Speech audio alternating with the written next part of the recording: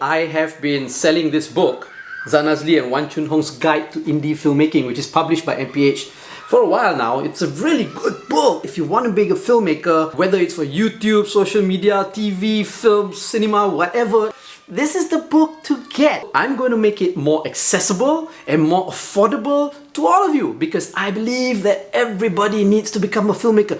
The more filmmakers we have in the world, I think this world will be a better place to live in. Now it's available as an electronic book download on my website. I'm going to link it here. It's really cheap, it's really affordable. It's only 5 ringgit if you want to get the ebook version. Okay, 5 ringgit. It doesn't really cost much, right? It's just a little bit of something for me. I mean, it did take a lot of work to write. Each chapter of this book talks about one part of the filmmaking process. And for each chapter as well, I interview a local filmmaker. It's only 5 ringgit. It's only 5 ringgit. Okay, we're doing the Fat You're watching and listening to the Fat Bit Club, and I'm Zanazli. Assuming I'm Zanazli. Okay, and as usual, every week we watch a local movie and we review it, and this week we're watching a local movie. We're watching Padu. Padu.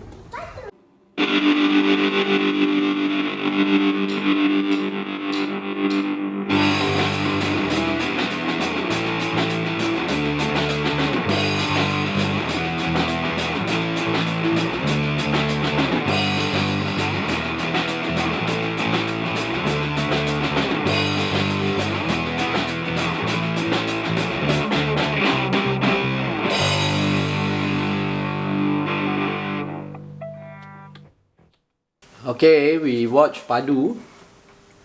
Is it a longer title or just Padu? It's Padu. Okay, so what's the film about?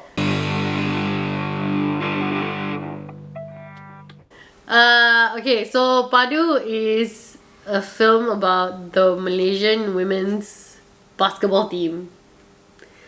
After they lost in 2013, after they lost the gold medal in 2013, and it centers around their captain. Well, it centers around a few players, but first it centers around their captain Izzati, who father passed away either before or during the games lah, and then she like missed the shot, and then they didn't win the gold medal, and then she's like deep in her feelings about it. So the film starts with her being deep in her feelings about this gold medal. And then it's basically about how they were working towards the 2015 SEA Games lah. Then after that you see like, oh, she's got this friend Mulan who's on the team who's doesn't seem like she's got any real problems. She's got a grandmother and they go see her grandmother often. And then She's got a loving family. They recruited the coach. The coach is new, so the old coach has retired. Then the new coach is this young woman She was the assistant coach. Was the assistant coach who is now taking over. So we see like how basically she takes over the team and all the challenges that she faces, and then she recruits a new player who's brown, like not Malay brown, like Indian brown from Segamat. Don't and then use we colour see, to describe race. and then She's we Indian. see, and then we see that she has all these challenges also because her family is like, oh, basketball is not our game, go and teach your people how to play basketball, don't try to teach my daughter how to play basketball. And then we find out like why there's so much resistance about her playing basketball, because eventually she does play basketball for Malaysia. And then basically we see like what kind of challenges these girls face. And then there's this other girl who like came back from the US and is playing for the national team because it turns out her mother was a national team player and coach, and she also has like her own played by Susan Lancaster, and she also has like her own problems. So everybody has problems in this film. Yeah. And they play basketball. Yeah. Yes. So it's based on a true story. Okay, so what do we think about the film? What do we think about the film? It's based on a true story. It's really based on a true story. So these 3 characters, they really have all the characters in the movie actually have all these real people lah. So the actors are playing them, right? Izzati is a real person. Mulan is a real person. Yeah. The coach is a real person. I mean, if you know me, you know I'm a big basketball fan. I like basketball. I play every week. Follow our social media pages and you will see my basketball videos every week. And they are great, right? Much more interesting than watching Padu. So yeah, you know, I find out certain things that I didn't know because I didn't know that our women's national team was like holds the record in Southeast Asia for winning the most SEA Games gold medals. I did not know that. I did not know that. I knew that they were much better than our men's national team lah. Yeah. That one we all know, right? Yeah, and I don't really watch women's basketball, so I didn't really know how the real Izzati looks like. But one of my friends, who's also a basketball player, told me that, you see the real Izzati or not? The person that plays Izzati does not look like her, man. And then I see the real Izzati. Oh my god, the real Izzati could punch me in the face. And I would probably die. Look at the massive arms, I tell you. Arms. Yeah. There's a really cool scene at the end. You've got to stay for the ending credits because there's a scene in the ending credits where you've got these three actors who play the three characters, Izzati, Mulan, and I want to say Lechumi, but she's not Lechumi. No. Yeah. So play the three, and then the actual three characters, the real three individuals, play with them 3-on-3 basketball. And the real basketball players played with their arms in their one arm in their pocket. And still they got screwed. Yeah, and they're making the shots. I don't know. I as a basketball fan, I really like the film. As a Malaysian, I really like the film. But I don't know if this film will actually appeal to a general audience who does not have any stakes in the movie. Whether stakes in basketball or stakes in Malaysia. It's actually a nice movie when it comes to emotions and feelings and all that because you've got this national pride in it. It has all the stereotype cliche emotional drive in the film to make you want to. They play the Negaraku. They have the Malaysian flag, you know, waving in the air. Tugu Negara. Yeah, they do They their jog training. all the way to Tugu Negara. They do a Rocky kind of jogging scene and they end up in like Tugu Negara and then they salute the Tugu Negara, you know, because Malaysia went to war for independence. For basketball. For basketball, no. Well, they did lah, kind of like in the World War and fighting communists and all that. So, you've got your slow-mo shots and your patriotic songs, you know. You've got your Ella songs, Turning in the Eyes, Turning in the Eyes. You've got your Faisal Tahir's Gemuruh. You've got your all that lah, right? So it's all that. But if you want to look at it from a film perspective, it's kind of average for Malaysian and slightly less than average internationally. Because I don't know, one thing that was very jarring when it came to the filmmaking was the editing. I didn't like the editing at all. It was very choppy. And there were many scenes that you feel like, oh, it was cut like maybe before the scene ended. You know? A bit rushed. The acting was a little bit over dramatic. I felt the acting was very, very over dramatic. Even the basketball scenes, right? It didn't look real at all until Except the for the SEA last Games, scene. except for the last two games when it was already in the SEA Games. Before that, they were like small games, right? It's like you could see that nobody could play basketball in it. But then when it came to the last games when they were already playing the SEA Games, I think they got real basketball players to be on the court. So then it kind of looked real. But it's not a bad film, right? It's really not a bad film, and I really enjoyed it. I think people can enjoy watching this film though, because I mean the characters, you've got depth. I think the characters made up for everything that was lacking in the film. The way they dealt with the characters, it overcame the over dramatic acting. It overcame the bad directing and the editing, because the acting really had depth. Maybe because it was based on real characters. I don't know. You were mentioning that they were very like everybody had problems, right? And almost everybody had like the same problems. Or like parents something. No lah, not everybody had the same problems. They were different problems. Different problems, but the same like template. I don't know. So like we went to watch this film with our kids, as you can see from this introduction, and they loved it. And I went in fully expecting to be, not really to be bored, but I expected to be bombarded with all of this standing in the eyes of the world lah, the Gemuruh and the we must do this for our nation. But it was too much. It was too much of that. We need to do this for the negara. We need to do. They use the word Pertiwi so much. Like, who uses the word Pertiwi in normal mama conversation? That's not natural at all, okay? I don't know, but Yeah. I'm not a natural athlete, but my daughter is an athlete and she's not up and downing about the TV all the time. So it was very, that part for me was, the patriotism was clearly Too much. manufactured and clearly unnatural. Yeah. Which was annoying for me because I think you can insert patriotism into these kind of sports films without being like that. That being said, Padu still took me like kind of on an emotional journey, and it gave me feelings that I did not expect to have, because when it came down to it, it was about these girls who all had their own issues and their own conflicts, really coming together to kind of like, you know, work at something lah. And there was no clear line with who was kind of bad or who wasn't bad. You know, there was not that kind of stereotypical thing going on. And I liked the growth in the characters that they had, because if they first came out, when they first started introducing the characters, you're like, oh, it's gonna be one of those things where you've got all these like stereotypes going on, but that wasn't what it was. And I think it was because it was based on real people who obviously have depth.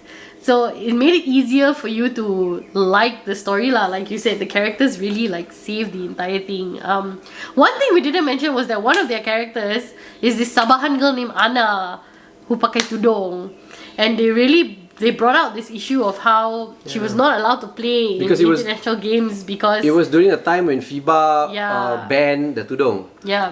And they actually, in the movie, they showed how the coach stood up for her. Yeah. Because they wanted to drop her from the national team. But she said no, you know. Yeah, she's a good she player, couldn't. why Yeah, should we drop her? even though she couldn't play in like FIBA sanctioned games, she played in the smaller games, right? In the smaller And tournaments. she's a good player. Yeah, and they put in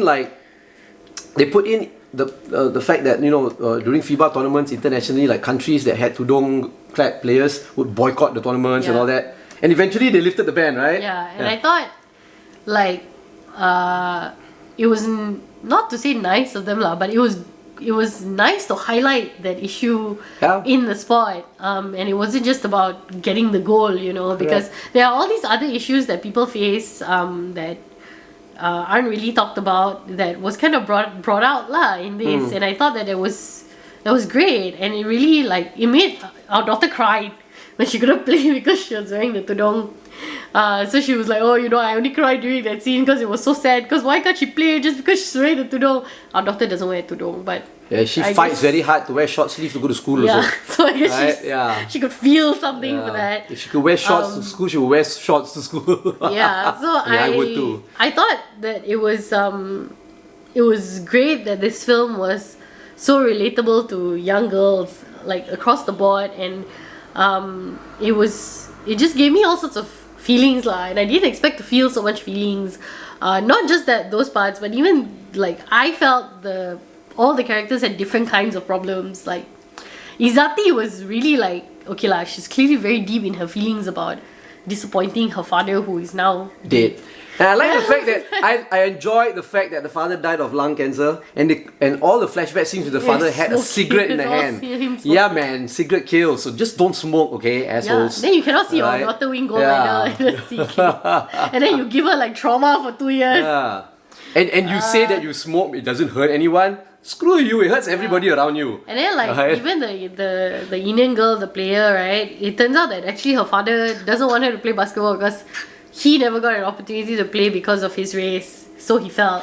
And he didn't want her to be like disappointed. And they address all these kind of like little nuances that I felt was so Malaysian, you know. There were such Malaysian problems. And all within this one film and this one basketball team. So it was a lot of heart. It was so much heart, this Right. film. And towards the end, I really didn't care whether they won the gold medal or not. And it wasn't one of those films where you're like, oh, so are they going to win or lose? Like, that wasn't the main thing anymore. For me, the main thing was the amount of growth and what it really took for them to come together to play as a team. That was what mattered to me. And it wasn't even about that last climatic scene where, oh, are they going to win? Are they not going to win? Like, I didn't care. I didn't care already. Everybody knew the ending anyway. Yeah. But So it was nice. It was very nice. But you see, I think here's my observation, that although it was based on real characters, and maybe that's why there's some depth to the characters, right, and their problems. Their characters and their problems kind of fit into the very stereotypical basketball movie stereotype. You watch movies like Coach Carter. Oh my god, I love Coach Carter. Delilah! I mean, Coach Carter is like, if you're a basketball fan, Coach Carter is your movie. Right? With Samuel L. Jackson and all that. It fits into it. Samuel L. Jackson comes, takes over a high school team in the US, and all the characters that play for the team all have these stereotypical characters. One character is poor and then the parents don't let him play. One is a gangbanger because, you know, the people who play basketball are gangbangers. And then you've got this privileged guy who everybody supports him playing and then he comes and plays, you know. So it kind of like, for me I make that comparison because I've seen so many basketball movies and it falls into the stereotype, you know. Yes, Padu does make the problems more Malaysian, because the characters are from Malaysia and the authentic problems are Malaysian, right? But the way it's treated, very, very, very stereotypical lah. So like, that's why I think if you've got if you're invested in it, got emotional investment in the film, like you like Malaysia, you like you know, gold medals. Yeah, you like women's gender equality kind of thing. You like the fairness, don't wear tudung kind of thing. Women supporting women. You know, like, then you will like the film lah. But if you're just like run of the mill audience, I don't know, you know. But again, I don't think it's a bad film lah. Yeah. You know, It's not great. It could have been better. Really, I agree with you on the editing because it was quite shit lah at times. But would you tell people to go watch it? I would say go watch it. Yes. Yeah, I would say go watch it. It's kind of nice. Yeah. I would also say go watch it. I like the ending part of the film, you know, where all the text comes up and they talk about all the players, and then you've got that outtake of all of them playing basketball. That was actually one of the highlights of the film. It was just so nice. It was so nice. And after all of those feelings, it was very cathartic to see, you know. I really... Like I said, the ending credit scene where they're playing 3-on-3, the real players and the 3 actors, it's so fun. You got one arm in the pocket, man, playing. Yeah, and to see like the real players also was really nice lah. Yeah. It's just nice to see them, I don't know, get recognition. It's nice to see them being featured in this film. It was a good film. I think it was not even a good attempt. It was good film. Decent. Okay lah. Not the best. Kind of made a little bit too mainstream, but thankfully not horrible also lah. So yeah, watch the film. I want to shout out to the NBA Rabu gang. You can watch their show on Astro every Rabu, I guess. Because Razif, who's on the show, he was asking me last week, hey, you watching the show now? We need a baller's perspective reviewing the film. And I said, yeah, I'm going to watch it. Bloody hell, they reviewed it first. They reviewed it, so you can see Razif and the NBA Rabu gang reviewing it, but they're reviewing it from a very basketball perspective lah. Right? Yeah. We'll probably be talking about it tonight after our basketball game as well lah. I mean, Razif is gonna be there, and everybody else lah. It's a good film. I think everybody. No, it's not a good film. It's a slightly below average film. No, we said it's a good film. You said it's a good film. Excellent, but you said it's a good film. I never said it was a good film. It's a family film also, so I think you can go and see and watch it. Yeah, I would say go and see because you're Malaysian. But other than that, nobody would actually like it. I don't think so. Yeah, it will be a challenge to get somebody who is not a Malaysian, not basketball fan, to kind of like enjoy the film lah. Yeah, but you let us know lah what you all think. Go and watch it. Especially if you're not Malaysian and you've watched it, what do you think? Do you like it? But if you're not Malaysian and you watched it and you're watching this, you kind of are invested in Malaysia also because you've been living here, you would know context and all that, you know. Because it has to be something like Coach Carter. No context, you watch it, will you like it? You know what I mean?